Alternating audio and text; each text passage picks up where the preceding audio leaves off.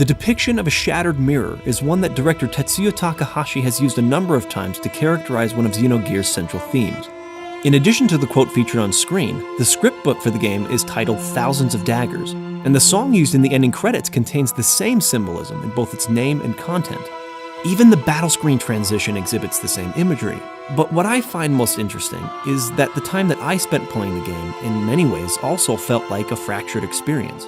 Despite its lapses, though, Xenogears is one of the most poignant and impactful narrative works I've ever encountered, and tells a story so expansive that it's inspired discussion, research, and introspection beyond what I ever anticipated. Xenogears is the invention of Tetsuya Takahashi and his wife, Kaori Tanaka, better known by her pen name, Soraya Saga. Both were Square employees who had extensive experience working on Final Fantasy, but after the release of Final Fantasy VI, Takahashi began to feel a little frustrated with the direction the series was taking, and restless to try bringing his own storytelling ambitions to light.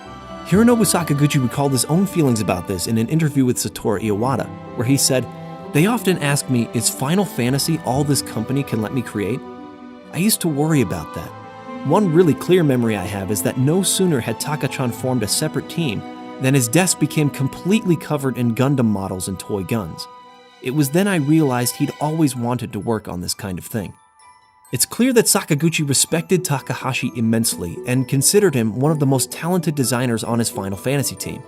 He could sense Takahashi's growing desire to create his own game though, and so he advocated for him to have that opportunity.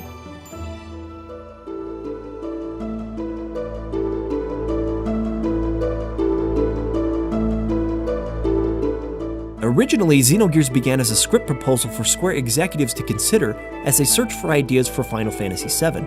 In an interview with Siliconera, Soraya Saga elaborates that while we were told it was too dark and complicated for a fantasy, the boss was kind enough to give Takahashi a chance to launch a new project. Then Takahashi and I wrote up a full screenplay which contained cutscene dialogues in final form, and thus the project was born. It's interesting to note that many of the reasons Square executives stated for rejecting Takahashi's proposal, including its dark, complicated story and science fiction elements, were eventually embraced for Final Fantasy VII, and there are several similarities that, while altered for the final game, still very much resembled the original pitch. Once Takahashi had received approval, however, development was by no means smooth sailing. In the same interview with Satoru Iwata previously referenced, Takahashi states that 90% of my team were actually new kids who didn't know the first thing about 3D.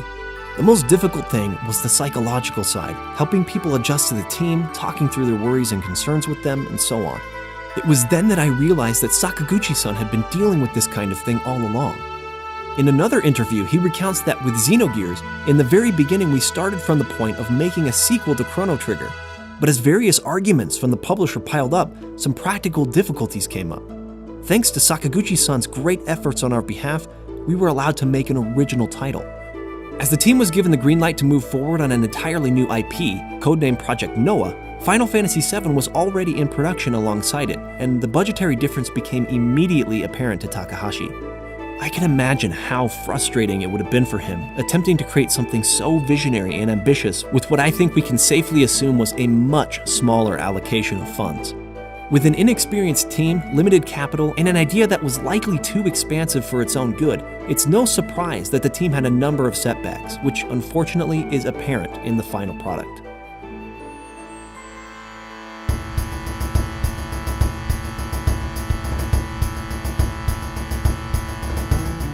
In addition to pacing issues and a very rushed presentation on Disc 2, the visuals also had to be altered from Takahashi's original vision. At the outset, he wanted to make the entire game in full 3D, but due to limitations of the hardware for a game of this size, ultimately decided to make the environments in 3D while representing the characters with 2D sprites. In the end, I feel this was a blessing in disguise because I actually appreciate the look of Xenogears quite a bit more than Final Fantasy VII, which basically took the exact opposite approach. I honestly think that Xenogears visuals are the perfect answer for the PS1 hardware when it comes to large-scale RPGs like this. And while Final Fantasy VIII and IX made incredibly effective improvements on the visual style of 7, there's just something about the hybrid design of Grandia and Xenogears that I find especially charming. I also found the cinematic techniques employed here, like camera movement and composition of specific shots, to be notably impressive. I think it's clear that not only the content of the story, which is excellent in and of itself, but also the method of delivery of that story was critical to Takahashi, which is why I feel that the second disc feels so clumsy in comparison to the first. There are dozens of rumors that have attempted to explain the discrepancy, and sifting through what has been confirmed by developers and what is simply hearsay can be difficult. But one thing is certain, as deadlines began to draw near, the team felt a great deal of pressure.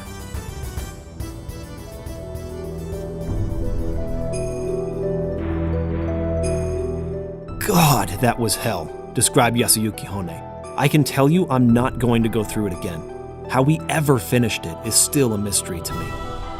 It was tough, and only a total nut would go through it, added chief art designer Ko Arai. Then, of course, we have Takahashi's own words. Frankly, I remember not having a very good feeling at the beginning of development. We were squeezed between two big titles that Square were promoting heavily. In that situation, if we had had an owner who showed the proper sensitivity, we might not have fallen into the mental state where we were liable to get everything from stomach ulcers and twisted intestines to hernias and spot baldness.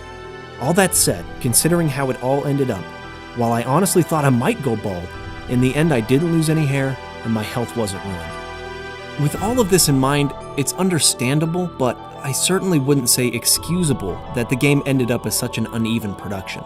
While having little support and unreasonable scheduling expectations from the company certainly limited what they could accomplish, it's first and foremost the responsibility of the director to manage the scale of a production in accordance with the time and resources available. In this case, there's evidence to suggest that not only was the game an enormous undertaking from the very beginning, but that Takahashi continued to expand the story as the game was being developed, and persisted even after it was released. In my opinion, it was Takahashi's ambition and mismanagement, in addition, of course, to Square's lack of support, that led to many of Xenogears' largest issues. If you're going to give this game a try, it's important to understand just how drastically it changes between Disc 1 and Disc 2. While Disc 1 plays as you might expect from a JRPG of this era, with world map exploration, towns and shops filled with NPCs, hidden treasure, and random enemy encounters, Disc 2 is almost entirely narrated by the characters, to the extent that in a couple of instances, the path through a dungeon is explained exclusively through text, with the player being dropped into a boss fight at the end.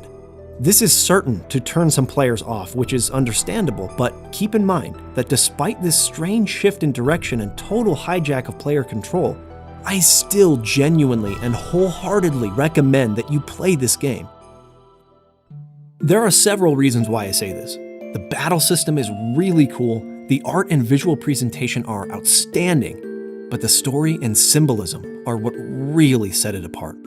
I'm not going to talk about any of the details of the story here, I'll save that analysis for a separate video. But understanding the numerous sources of inspiration for Xenogears can go a long way toward helping decipher a layered and labyrinthine plot that can easily confuse players on their first run of the game. As mentioned previously, Xenogears was a passion project for Tetsuya Takahashi and his wife, who wrote the story together. They had several shared interests, most notably an enthusiasm for psychology and particularly psychoanalysis. Freudian and Neo-Freudian influences are instantly recognizable, and several philosophical ideas from the greatest thinkers of the last 200 years, people like Friedrich Nietzsche, Karen Horney, Carl Jung, and Jacques Lacan, are often referenced and brilliantly woven into the fiction in such a way that not only leaves a profound impact, but also feels believable. Being even lightly familiar with these people and the theories that they explored in their collective works will go a long way towards understanding what Xenogears is trying to present with its story. I'll share one example that I found to be particularly effective. Karen Horney's theory of neurosis differed from what her contemporaries believed, except in cases involving the effects that parents' actions have on their children. She heavily emphasized that it was the child's perception of his or her parents' actions, more than what those actions really were, that were fundamental in shaping or shattering a child's psyche. This concept is perfectly explored with Xenogears' main character and his parents, but most specifically with his mother, Karen. And yes, that name is certainly not a coincidence in this case. It's clear that Karen from Xenogears was named after Karen Horney and explicitly embodies her ideas about neurosis. This is one example of many that demonstrates how Takahashi and Soria were able to implement subtle but powerful layers of depth into the storytelling of this game. And even if the underlying concepts are not understood, the impact of those ideas can be felt through the violent and tragic nature of its delivery. It cannot be understated that the thematic content of Xenogears is heavy. It was inspired a great deal by the works of Arthur C. Clarke, especially Childhood's End, as well as other science fiction stories like Soylent Green. There are strong messages that criticize systematic racism and class warfare, the abuse of children by parents, and even some that question established religion and the blind faith of followers. The last is what I'd like to focus on now because there are some people who believe that Xenogears carries some kind of contemporary anti-religious message, which I simply don't agree with. It's important to understand that the religious content of Xenogears is inspired by Gnosticism and the religions that branched off of that school of thought, rather than traditional Christianity. The concept of the demiurge, or a lesser and in many cases a malicious or evil godlike figure who fashioned the material world but is not the creator in the monotheistic sense, is what is referenced as God throughout the game. So when the characters talk about God, what they're actually talking about is a demiurge, rather than a Christian-inspired creator figure.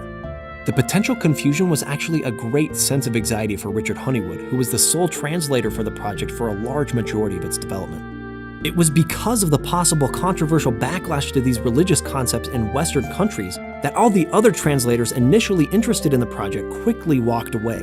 And so the work of translating one of the longest and most difficult scripts to come from Square at that time fell on one man, making some of the late game concepts more difficult to understand, as well as delivering dialogue that can sometimes feel silly. This wasn't necessarily uncommon for Western localized projects at the time, and certainly isn't any worse than other Square games. But because the script is so massive, I found myself noticing it a little more than I remember in other titles. This is by no means a game-breaking problem, and considering it was all done by one person, I actually think Honeywood performed a small miracle that deserves praise. For the most part, the script feels intelligently written and appropriately composed for the tone the game is going for, which is what matters most to me. And in service to that tone, the music and sound design are also expertly crafted. One of my favorite aspects of the game is actually how punchy the sound design is, which makes the deathblow attacks feel immensely satisfying.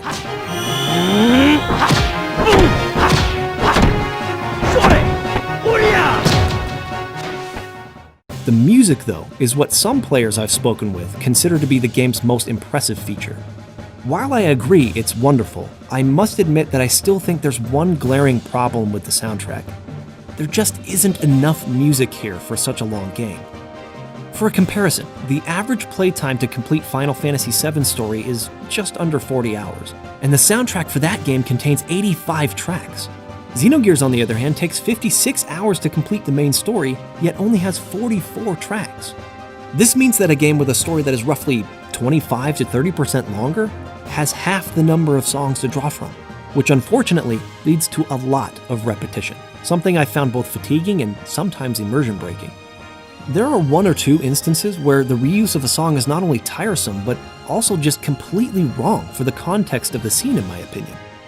The footage you're seeing now of an enemy gear transformation during a pivotal boss fight is strangely accented by a hopeful, almost joyous melody that had come earlier in the game during an important character moment.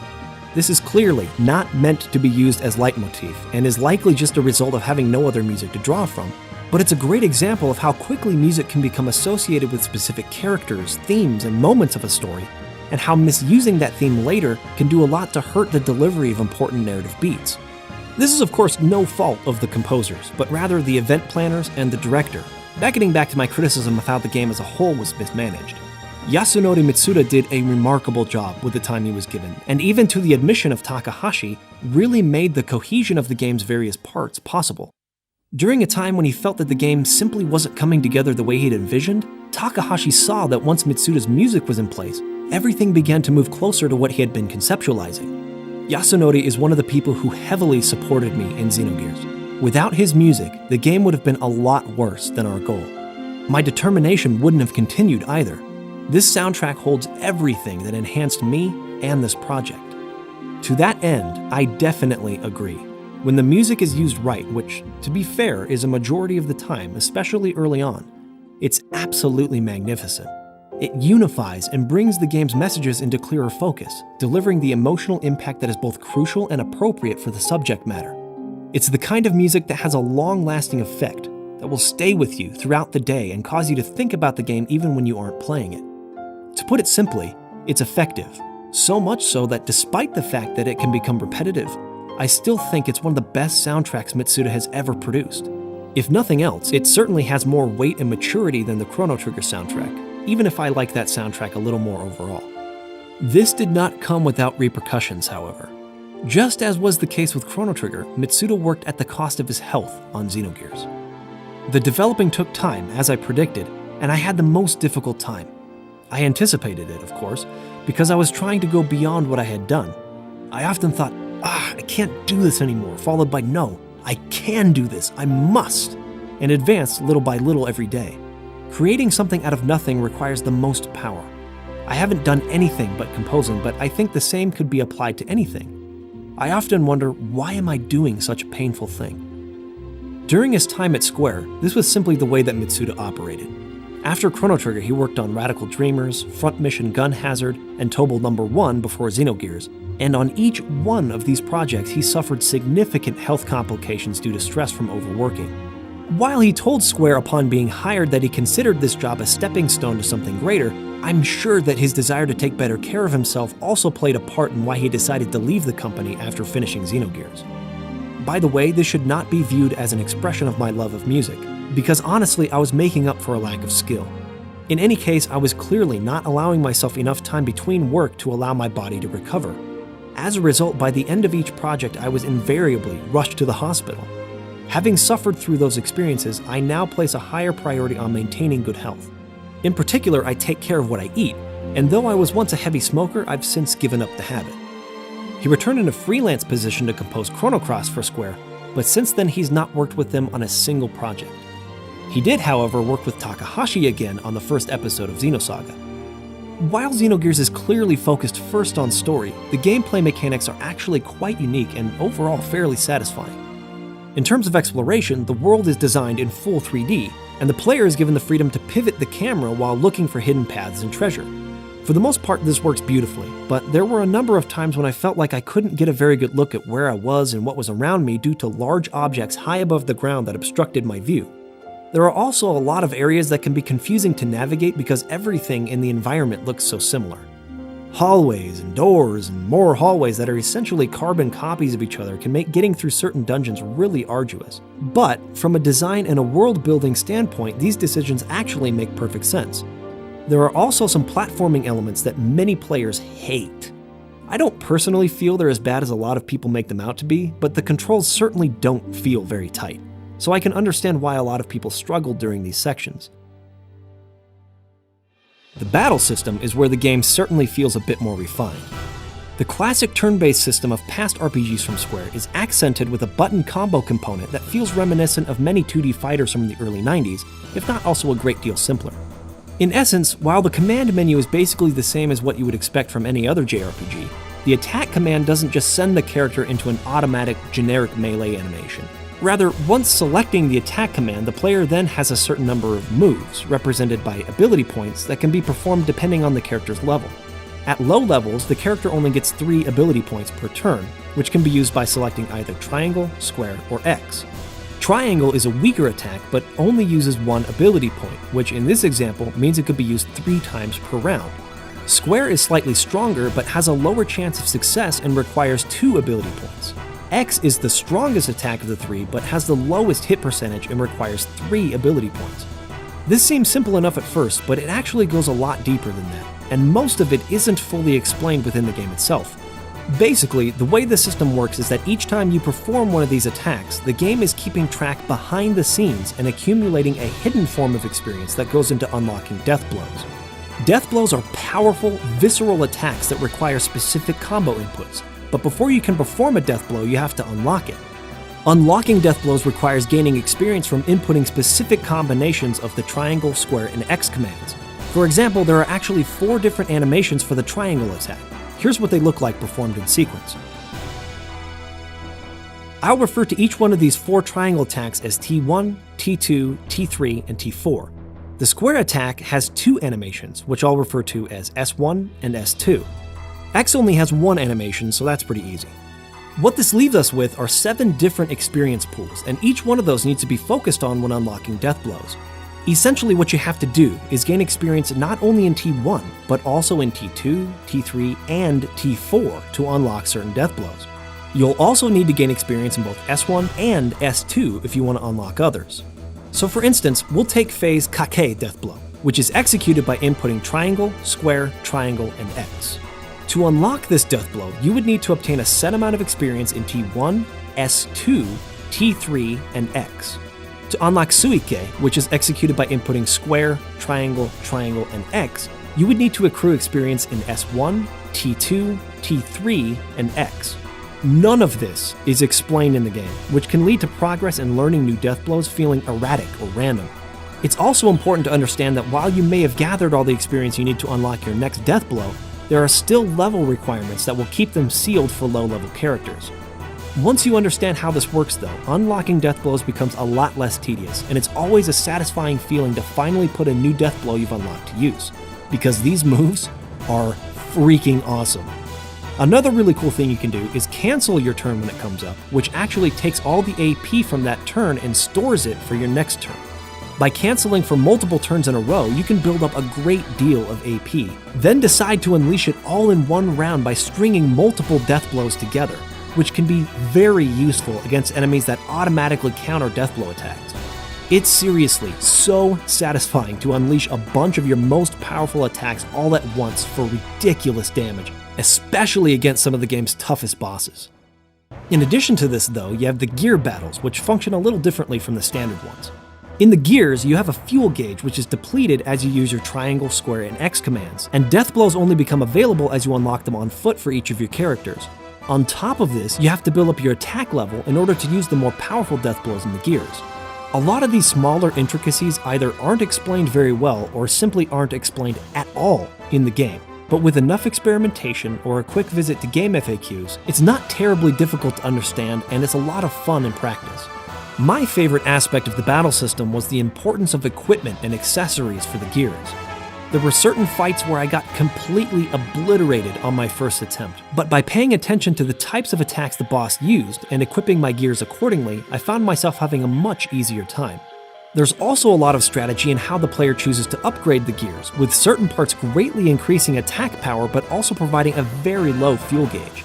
Other parts greatly increase your fuel gauge but would only slightly increase attack power, which puts the player in a position to choose whether they want to go all out and finish a boss quickly before running out of fuel, or playing more conservatively and taking their time. This ability to take several approaches to battle leaves room for experimentation and different strategies, which makes the more important battles rewarding. One could certainly argue that the standard battles aren't as stimulating and don't require the same level of strategy due to the fact that each Deathblow the player unlocks more or less makes the last one obsolete.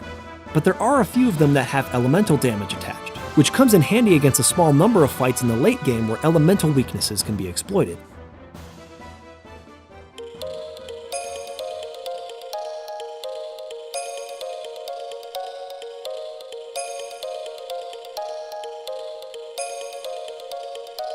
Xenogears is an incredibly unique and deeply introspective game with lots of great ideas. But unfortunately, it didn't have the time or resources required to see those ideas come together in a complete adhesive fashion. Much like the shattered mirror imagery that so perfectly characterizes the game's central message, the experience of playing also feels fractured. But while certain aspects of the game left me feeling frustrated, I can't overstate how satisfied I was overall despite those grievances.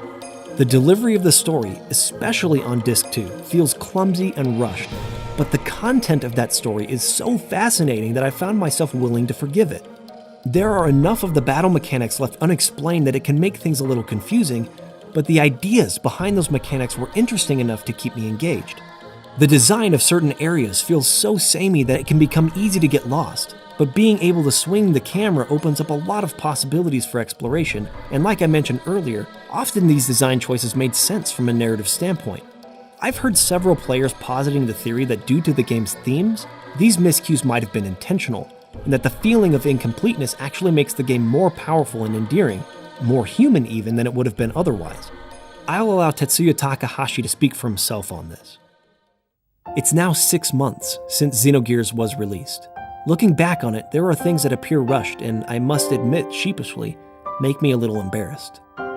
I find it hard to believe that he would feel sheepish or embarrassed like this if it was done intentionally.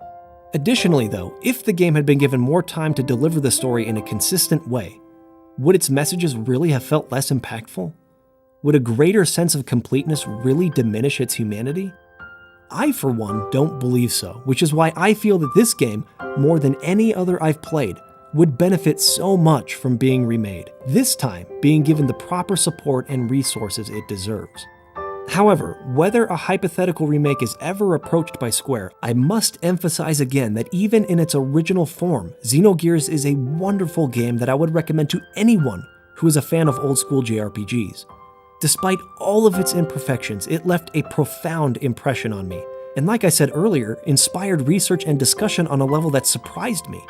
It's layered and complex in its philosophical content, keen and effective in its emotional power, and ultimately fun to play a majority of the time.